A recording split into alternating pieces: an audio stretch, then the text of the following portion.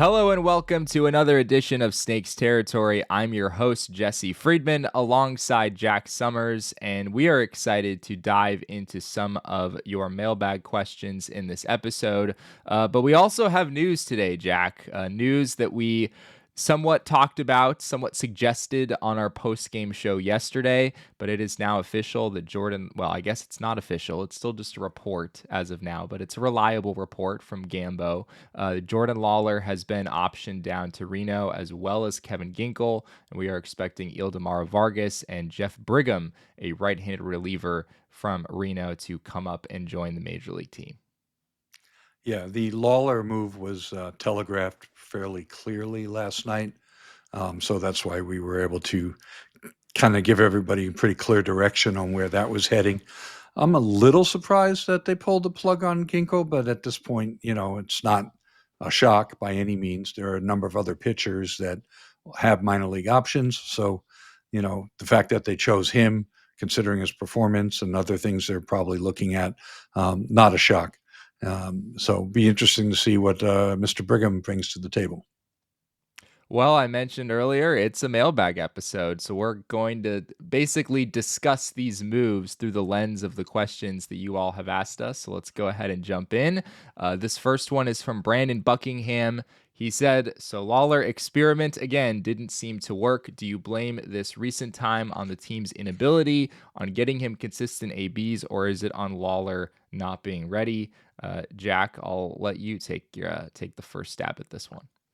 I circle back to what I've mentioned several times on the show, which is he wasn't ready because he wasn't able to even hit breaking pitches in Triple-A Reno from a right-handed pitcher. So if he was not able to do it in Reno, he wasn't going to be able to do it in the major leagues. Perhaps with a few more games started, would it have looked a little bit better? I really don't think so. I understand the frustration a lot of people felt seeing him called up and then not get to play very much. But would three more starts sprinkled in there have made that much of a difference? I find that really hard to believe. There's a core issue here. He doesn't pick up breaking stuff from right-handed hitters. There's an approach issue that led to too many strikeouts. And Mike Hazen even alluded to his concerns about the approach issue previous to sending him out. So, he needs more work. He wasn't ready. Why he got called up before he was ready, and when there wasn't really any space to play him, are very legitimate questions and things to second guess. Sending him down now is not one of them. Yeah, I think I'm with you there. When all was said and done in this stint in the majors, Jordan Lawlar saw 46.5% breaking pitches, which actually is quite a bit lower than it was when I checked a week ago. It was up to like 70% breaking pitches after his first couple of games. So pitchers threw a few more different things at him as time went on. But yeah, he had a 52% whiff rate against those breaking pitches. I think it very much did come down to the concern that you rose before Lawlar even arrived in the majors, was that this breaking pitches thing might be a problem for him. But to Brandon's question, I think there's also something to be said for the inconsistency of opportunity. This is a difficult situation to bring a 22-year-old top prospect into. It's never going to be ideal, I don't think, to bring a prospect of that caliber into a situation where they're just not playing very often. And we talked about it before, though, where the Diamondbacks just aren't really in a position right now to be able to give Lawlar the time that he rightfully needs to figure this out at the major league level. And, it really just only made sense to send him back to Reno and give him an opportunity to figure things out there. I think if overall the team were playing better and specifically pitching better, specifically out of the bullpen, um, sorry, got a little ahead of myself there. Uh, but I think, if the team had been winning games and every other facet was going well, it would have been a little easier to get him a few more starts and play him a bit more. I just don't think the results would have been very much different. Yeah. Yeah. I think that's fair. Moving on to our next question. This is from the basketball and football guy over on Twitter. They said, feels like ever since September of last year, Kevin Ginkel has not been the same. He had an ERA of 8 in September of last year and has an ERA of 12.60 this year. Is there something mechanically different or something to pinpoint as to why he has been a bad reliever for 2 months? We did get something of an explanation on this from Gambo as well. Gambo tweeted out recently that the Diamondbacks want Kevin Ginkel to go down to Reno and work on his fastball command. And I think even if I hadn't seen that from Gambo, that's definitely the thing I would have pointed to as well. We saw it in Ginkel's most recent outing against the Pirates where things blew up on him. He just didn't really trust his fastball. He was throwing slider after slider after slider. He threw majority sliders in that game. And Ginkel has a great slider, even with the velocity ticked down a few miles per hour, as we've discussed. The slider has still played pretty well this year. But when you're not pairing it with a fastball that you're able to locate for strikes, the whole thing just doesn't work nearly as well. And that was the case for Ginkel in this short stint that we've seen of him this year. I think also, why wasn't he throwing it for strikes? Is it a mechanical issue? That's hard to say. I'm not a pitching coach, but is this a case of a guy that got scared out of the strike zone again? Last September, hitters hit 455 on the fastball and slugged 818 when they basically hit in the low mid 200s and slugged under 400 the whole year. And then this year on the fastball, they were hitting 444 with an 889 slugging against.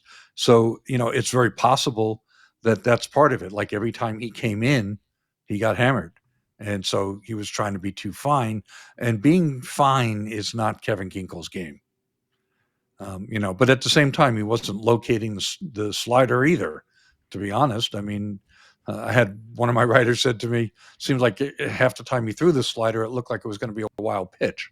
And as you had pointed out to me, the slider velocity was down 3 miles an hour. So Yeah. there's some things going on here. He came, he had a sore shoulder in spring and he missed a month. And so, is he still injured? Did he never quite get his full strength back? Is he cooked? Is he injured? Is he fixable? We'll find out. I mean, I don't have, unfortunately, the answers to any of those questions. But it's really unfortunate. He's a guy that they were really counting on. He's been a really good pitcher for this organization, overall for the previous 2 years, and had some tremendous moments. And I just want to reiterate what I said the other day. I mean, he's a good guy. I mean, he's a Yeah. stand-up guy. He stands in front of his locker. He answers every question to the best of his ability. There might be it is what it is stuck in there because people sometimes don't know what to say.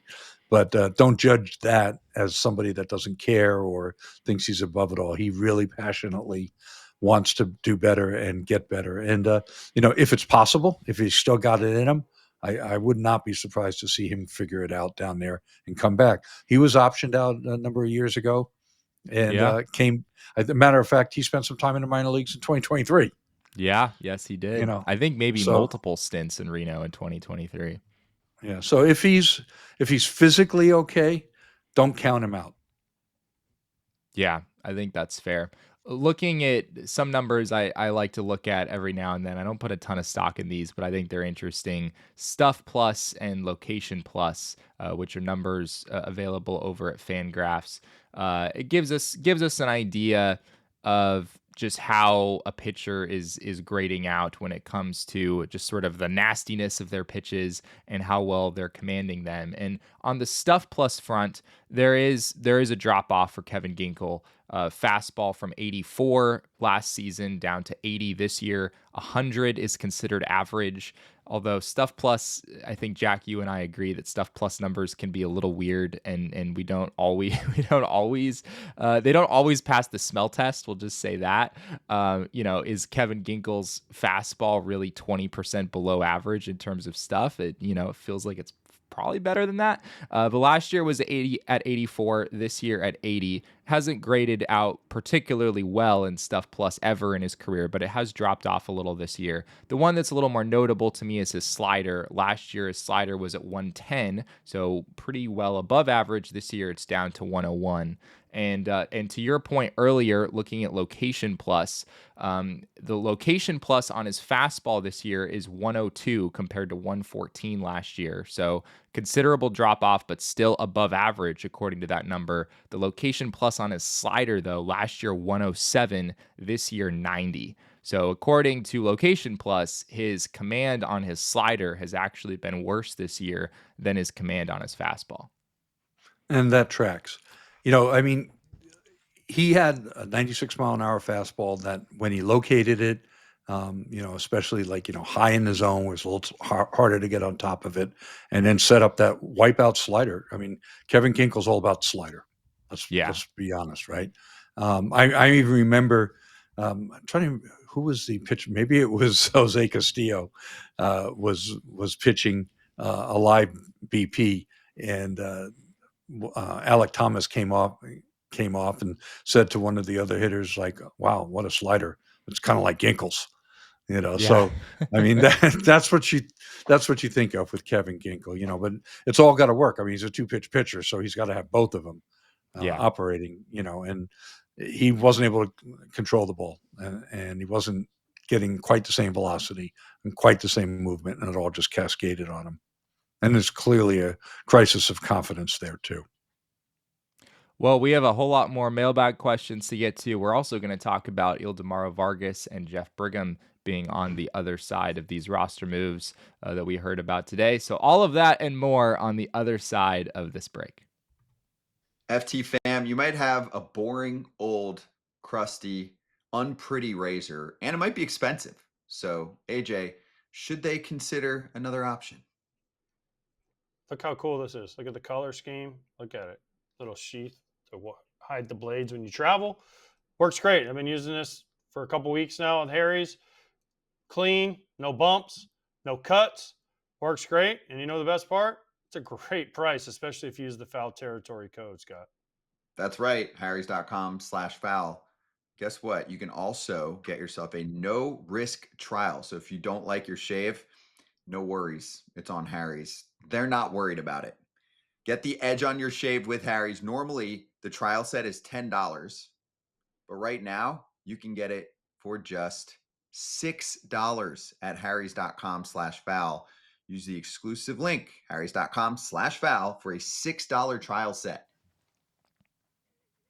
Well, before we continue on with the mailbag, Jack, I think it makes sense for us to talk a little bit about the other side of these roster moves. As I mentioned earlier, Jeff Brigham, a right-handed reliever coming up from Triple-A, someone who is in camp in spring training for the Diamondbacks as well. And then Ildemaro Vargas, a player that we thought was out of the organization. There was a report that Vargas had opted out of his contract, and that report was true, but the Diamondbacks actually signed him back on a major league deal and are now planning on adding him to the roster. So, what was your initial reaction to these moves? A surprise on both ends. First of all, because of the fact that Vargas had been, he had opted out. I just hadn't really thought that he was going to be coming up for Lawlar. But that's why we were watching last night very closely. Blaze Alexander's in the lineup. What are they going to do there? They just signed Nicky Lopez to a minor league contract. Are they going to convert that? So I wasn't really thinking about Vargas because he had opted out. Didn't occur to me that they'd just turn around and negotiate with him and give him a major league deal. Vargas is pretty much a known quantity. You know what you're going to get with him. He's a contact hitter. He doesn't strike out much. He plays reasonably good defense. He's good in the clubhouse, and Torey loves him. That just have to throw that in. He's always really liked Vargas a lot. He's a professional. He had a really good year with the Nationals a few years ago. He's not much of a hitter. Don't expect much.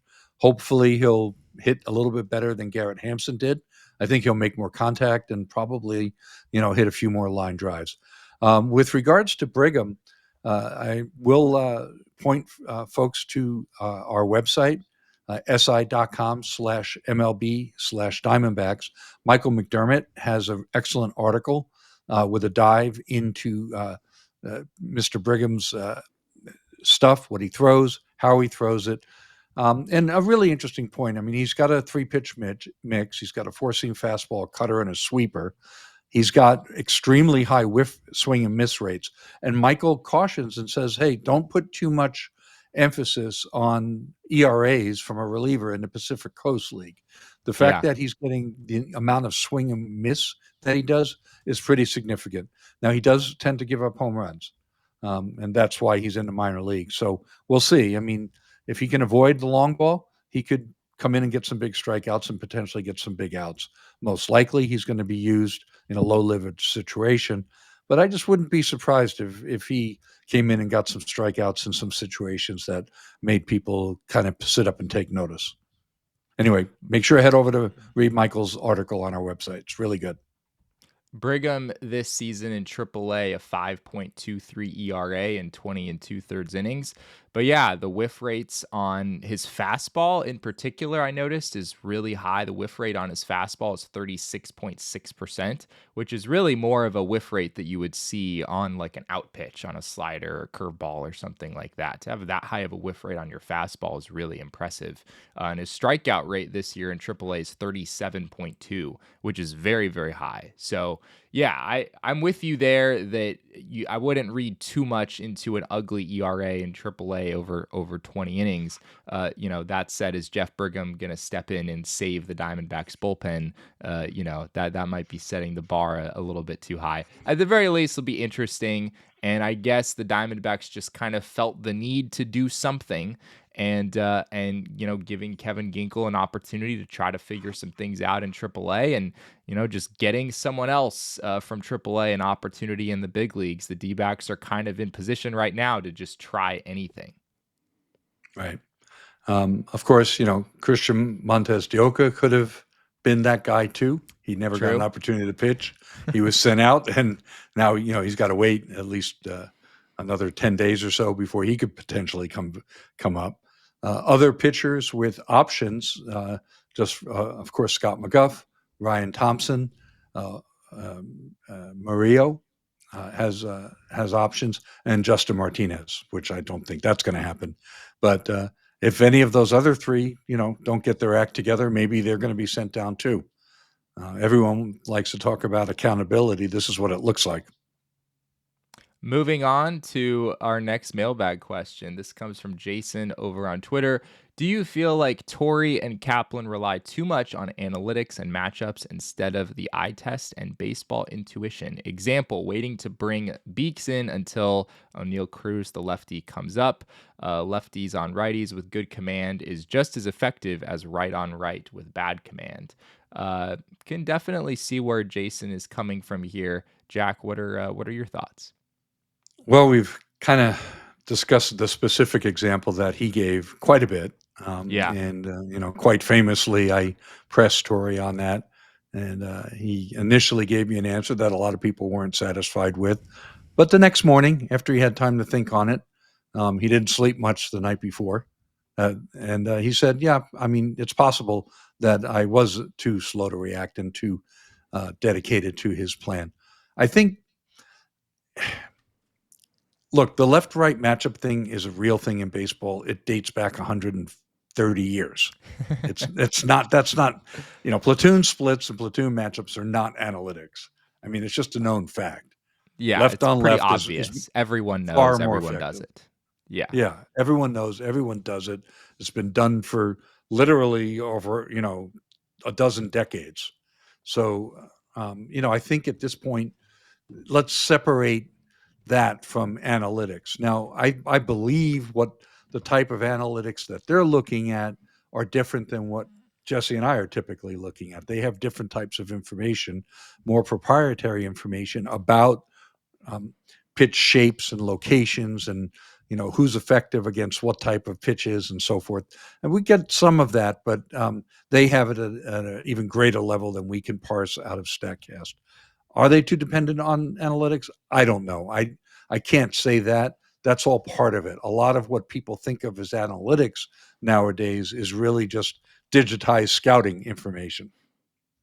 Right. That's what StatCast is, But I do think that they can be a little too stuck in their plan and not react when necessary. And that's a fine line, because if they were like us, sitting at home or sitting up in the press box, we overreact. And if we actually managed the way we tweet or the way we just speak during the game, would kill a team in about a week. And people don't realize that it does take a little bit more patience, to work through things and to give things a chance. They're far less prone to overreact than we are. But are they underreacting? Sometimes, yes. I share that same criticism at times. I don't think I am critical of the Diamondbacks playing right on right versus, left on right matchups. Like, I think any team would want O'Neal Cruz to face a lefty, especially with a team like the Pittsburgh Pirates that doesn't have that many good hitters. Like, you can't, if you're facing the Pirates, you can't let O'Neal Cruz beat you, right? I mean, that's just sort of how I think every team is going to view that. I don't know if there's really much of any situation where I would want a right-handed pitcher facing O'Neal Cruz if I had a lefty available. But I think what you could be critical of is, going back to this example that we keep talking about, is it wasn't that Torey should have put in a lefty against a righty or a righty against a lefty. It's that Torey should have put in a righty against should have put in a different righty to face that wall of righties earlier, right? And maybe that would have come with the risk of having a righty that would need to face O'Neal Cruz, depending on how things turned out. But yeah, I think sometimes Torey can kind of be a little bit passive in, like, okay, we've got a wall of a bunch of righties here. They're all this right-handed pitcher's job, even if he's struggling, and I can tell he's struggling. They're all righties, and I'm not going to burn two righties on, just a single wall of hitters. So I think it comes down to maybe Torey being a little bit more aggressive with those moves, which is something he acknowledged the next day, as you just pointed out, as opposed to like, oh no, we're forgetting about like the platoon advantages that we've known about for more than a century at this point. I don't think I could possibly be critical of that. Exactly. And that's the point. And of course, look, Mike Hazen said on the radio, and he was right too. He says, look, we all want to sit there and say, well, if you'd have just put this guy in or pulled that guy out and made this move, everything would have been okay. And that's not really the way it actually works. Yeah. Usually it isn't all just okay, even if they are that aggressive. So, it's funny, like Jesse and I have kind of like crisscrossed on our positions on this. I've kind of moved so far towards him, and he's kind of moved so far towards me. We might have actually passed each other. Well, it just means we're both making good points. We're both able to convince each other, I guess. Sticking with the subject of the bullpen here, our next question. No, this is not the question I meant to bring up. Is it this one? There it is. This question is from Jordan Brimley over on Twitter. Why do you think the bullpen is underperforming so much? Is it just lack of talent or not designated roles? And I think where I stand on this one, Jack, is, to be totally fair, and this is not to say that Mike Hazen does not deserve criticism in the larger picture for how he has failed, frankly, to have consistently good bullpens year in, year out. This has been a recurring issue for this team for a long time. But to be fair, I actually think Mike Hazen did a decent job building this bullpen on the front end. Not saying that he did a great job, but I don't think that he did such a horrendous job that, having a bullpen ERA in the mid fives is rightfully what the result that he deserved, right? Like, Justin Martinez was really good for most of last year. AJ Puck was one of the best relievers in baseball down the stretch after the Diamondbacks acquired him. And the Diamondbacks found a way to get some fairly productive, quite a bit of production out of both Shelby Miller and Jalen Beeks, which is a hard thing to do. Not many teams are able to just sign guys to minor league deals with spring invites and actually have those guys turn into meaningful bullpen weapons. Jalen Beeks, I know, has come down to earth quite a bit, but Shelby Miller has genuinely been very good this season. And so you couple those two guys with Martinez and Puck, along with Kevin Ginkel, who has a really strong track record, and Ryan Thompson, who certainly has been good for the Diamondbacks overall since they first acquired him, it's hard for me to look objectively at the job Mike Hazen did and say that this was like a miserable failure and this is all completely on him. I think that when you have your top two relievers get hurt at the same time, a lot of teams are going to struggle in that situation. And for the Diamondbacks, it's kind of been, the perfect storm where those guys are hurt. And Kevin Ginkel came back from an injury and has very much not been the same. Ryan Thompson, of course, has struggled unlike he has in a long time. So I'm not here saying Mike Hazen's done a great job, Jack, but I don't think that Mike Hazen has done. I actually think this year he's done arguably a better job than maybe some other years. I don't know if I feel the same way, but what I want to specify is that there actually were roles, and they knew what the roles were. So if we look at what were the roles, if there's a wall of lefties coming up in the ninth, AJ Puck, you're going to get the save opportunity. If there's a wall of righties in the ninth inning coming up, Justin Martinez, you're going to get the save opportunity, and then the other one's going to pitch the eighth. So they knew that, and so they knew what kind of lineups that they were facing going into the day, and then everybody else lined up prior to that. So Thompson in the seventh, Beeks in the sixth or seventh, and so forth. Shelby Miller in the sixth and seventh. I mean, those were their roles. And that's how it worked up until April 17th. And it worked damn good. I mean, those roles were very clearly defined. Just because it wasn't a traditional single solitary closer doesn't mean there weren't clearly defined roles. That's the one distinction I want to make. Now, since then, how many ninth inning save opportunities have gone to anyone not named Shelby Miller? One, maybe two. And that was most likely because he wasn't available. Right. So, I mean, just because Torey won't anoint him the closer, we judge by the actions. And clearly the defined role prior to Justin Martinez returning was Shelby Miller is going to get the ninth inning and close, and everybody else is going to set up before him. So I just wanted to kind of, I don't want to evaluate the entire bullpen construction right now. I probably don't feel the same way, but it's not a debate that I really want to have at the moment. I just want to say this isn't due to lack of roles. Sure. I think that's an important distinction. Now, Justin's back. He's in his return to play protocol. I would expect him to start getting the ninth inning pretty soon. But the most important highest leverage situation doesn't always come in the ninth, as we saw in Justin's second outing, where he came in with bases loaded, nobody out, jam, and saved the game in the eighth inning. So, that has value too, right? On the one hand, we want Torey to be flexible and we want him to react to the situation, but we want him to have defined roles. Well, sometimes there's going to be some overlap, and the most important thing is, who are your best relievers? Who are the most dependable relievers? Put those guys in the situations you need the most. Now, I do like having a ninth inning closer. I think that's important. They had two at a time for a while. Now they're back to just one. It's been Shelby Miller. We'll see if Justin takes it back over. Yeah. Yeah, I don't think that I don't think that Mike Hazen again has done, some incredible job or something this year. That's not what I'm trying to say. I'm just thinking, Jack, back to April 17th, the last day that you had AJ Puck and Justin Martinez healthy at the same time, and wondering, like, what if that disaster had not happened where both guys go down basically at the same time? Are we in the same place with this bullpen today?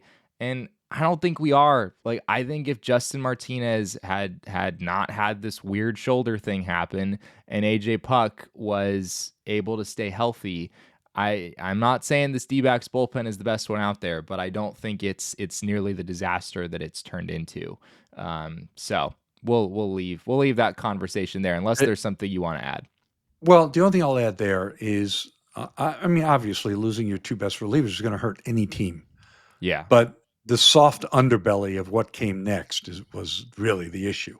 Right. I mean, like, we didn't expect those guys to be great, but we didn't expect since April 18th a near 7 bullpen ERA either. Right. Even if that number was 4.5, and they blew half as many saves or leads. I mean, this team has 19 blown leads. It's a 19. problem. And so it's not just about losing those two guys. In other words, the drop off should not have been that steep. And what that exposed was the next tier was much, much weaker than we thought. Yeah, that's a good way of putting it. I know Jeff also sent me an Instagram message the other day asking about this. So since we've kind of addressed the bullpen now, I won't show that question. But shout out to you, Jeff. Appreciate you submitting that one as well. Moving on, this is a question from Frank. Something we've talked about a little bit, but not in these exact terms. Is it possible that assuming Erod is inserted back into the starting rotation, Ryne Nelson moves into a high leverage bullpen role, more appearances, fewer innings, and bring up someone for the long relief role? This is definitely a thought that has entered my mind, Jack. The idea of Ryne Nelson in the bullpen does sound kind of nice given how good he's looked lately and how bad this bullpen has looked lately. But what I keep going back to is that as a pitcher, you're always going to make the most impact in the rotation as opposed to the bullpen. And I think it would only limit Ryne Nelson's impact if you were to insert him in that role. I mean, forgetting about whether or not you're going to injure the guy by trying to shorten him up and use him as a high leverage reliever. Now he's going to have to if you're going to put him in that role, if you want him as a short, high leverage reliever, then you got to be ready to use him 2-3 days out of 4, all that kind of stuff. And he's not conditioned that way, and you're going to hurt him. You're going to hurt the guy. Yeah. But setting that aside, even if that wasn't a risk, if you do that, then if Eduardo Rodriguez has a setback, or if it turns out that Zach Gallen's been pitching with a bum elbow or something, that I'm just giving an example. There's nothing wrong with Zach Gallen or any other pitcher, any other injury. Your next man up is Tommy Henry or Christian Mena. Yeah. Maybe. Okay. Either one. My point is that you're coring out your starting pitching depth. There was so much talk about how many starters the D-backs had, and now all of a sudden you're in a situation where actually they've only got 4 viable starters at the moment, plus Zach Gallen, who hopefully someday will be a viable starter again, and Eduardo Rodriguez could be a viable starter again, maybe when he comes off the injured list.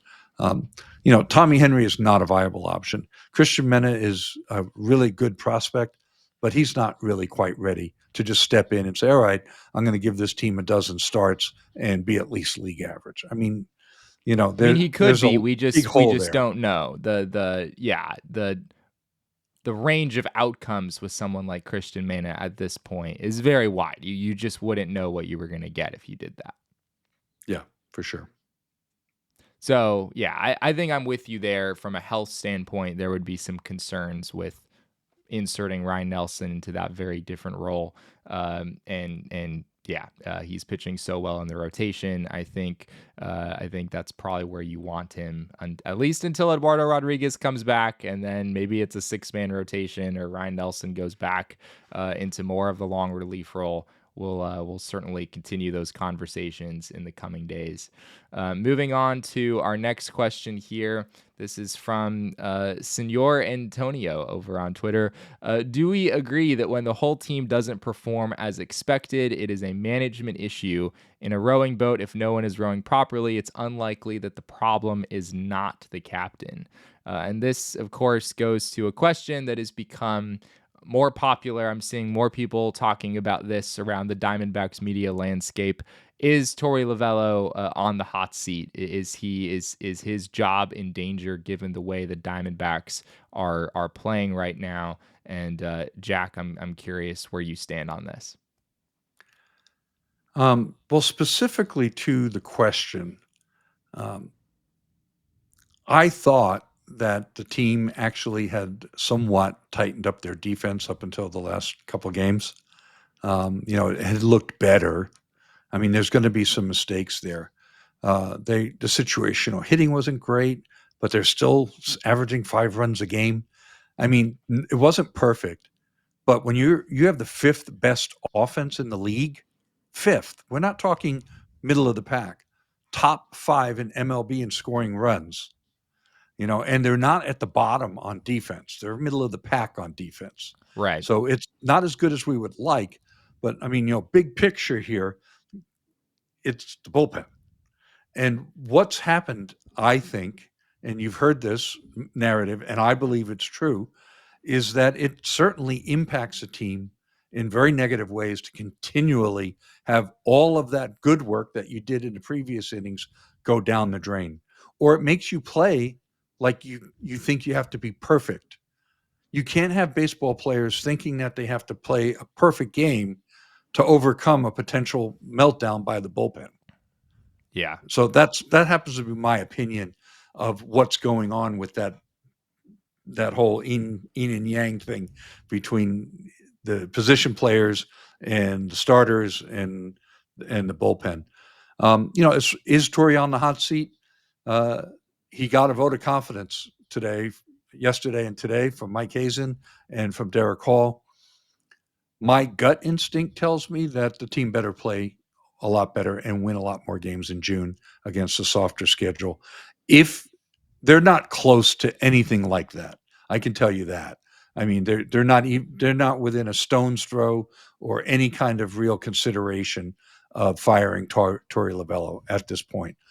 But if, say, for example, the team had a really bad June, and went like, I don't know how many games they're going to play, but if they lost, if they were 6 or 7 or 8 games under 500 in June, and next thing you know, you get up to 4th of July and you're almost 10 games under 500. Those conversations would start to be had, sure. But the seat isn't hot yet. Ask me in another month. I think I'm with you there. I think the stakes are raised by the fact that the Diamondbacks made a very substantial investment in this team. The fact that Ken Kendrick really kind of went out and spent some money this offseason and got Corbin Burns, and they're running a franchise high payroll. Normally, I would be very hesitant to question Torey Lovullo's just his stability in that role. He's obviously been in that role for a long time. But yeah, I think I'm with you where it's not an immediate, definitely not an immediate thing in my mind. But if the Diamondbacks don't figure some things out, then it wouldn't shock me if those conversations escalated, as you said. So I think we're on the same page there. I believe we have one more question, and I'm gonna have to search around and try to figure out. There it is. Okay, we found it. I have all of these in a jumbled mess on the sidebar. But we found it. It's from Black Sox 96 over on Twitter. Has Spencer Giesting become the top lefty in the organization ahead of Yu-Min Lin and Tommy Henry? Jack, Spencer Giesting has had a really good season down in Double-A this year. Running an ERA of 3.38 in 9 starts, a 229 opponent average, a 1.22 whip. Someone who has really emerged in this organization here over the last couple years. Where do you think he stands in terms of lefties in this organization? By the way, one of his family members told me on Twitter that it's a hard G like Germany. Oh, interesting. Spencer Giesting. Okay. Right. So that's what I was told on Twitter by a family member. I think there's 2 ways to look at this. There's the team depth chart. In other words, who's closest to the majors. And amongst left-hand starters, that's still Tommy Henry. Yeah. If they needed a starter tomorrow, well, it wouldn't be tomorrow because Tommy Henry pitched last night. But if they needed a starter in 4 days or 5 days in the major leagues, they're going to tap Tommy Henry. Yu-Min Lin is in Triple-A. Spencer Giesting is in Double-A. So it happens once in a while, but will the Diamondbacks reach down to Double-A to take Giesting over Lin? Probably not. Yeah. But if you want to talk about ranking as a prospect, that's a different conversation. Right now, we're actually in the throes of working out our newest mid-season updated rankings, which we're going to roll out in early June. And I was actually chatting with Michael McDermott about this today, and he says as of right now, he still has Yumin Lin 11 overall on our prospect list and 12th for Giesting. Huh. So we'll see. Like they're neck and neck, and that's a debate that he and I are going to have and dig into, and figure out how we want to do that. But I think that at this point, to the best of our ability, we would rate them just about equal. I do want to add some perspective to just kind of how impressive a 3.38 ERA is at that level. And I know it's only 9 starts, like this is a pretty small sample size, but you look back at Brandon Pfaadt, who, by no means has Brandon Pfaadt been a superstar in the majors, but he's been, a solid innings eater at this point. Certainly was a highly touted prospect. Pfaadt, when he was in Double-A, had an ERA in the mid-4s. And Yumin Lin, back when he was in Double-A, also had an ERA in the mid-4s. We haven't really seen a Diamondbacks pitching prospect, put out a low 3 in Double-A for an extended period of time. So I think it's still early. So I'm not going to read too much into those numbers, but just to give people some perspective, like this is really impressive what Giesting is doing. And if he did do this for an entire season, Jack, it might change my perspective on him a little bit. Oh, there it is. We checked the box. Jack is muted. Oh man. There we go. Man. I'm sorry, guys.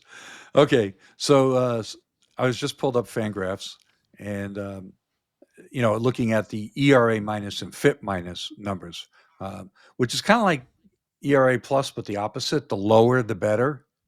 It's like golf. And his ERA, yeah, right. So his ERA minus is 68 and his FIP minus is 81. Like you said, it's just 9 starts. So I'm really going to be interested to see what that number looks like, come mid-July, when he's got another 7 starts or 6 or 7 starts in there, and how much further under 100 it is. 100 equals average. So that's an impressive number. I'm just, while we're talking, if you don't mind, I just do want to see what that looked like for Brandon Pfaadt, because they should have that number in there now. This is a recent addition at Fangraphs to put the park and league adjusted number in for pitchers. They've always had WRC plus, but they didn't have the FIP and ERA minus. So let's see, minor leagues.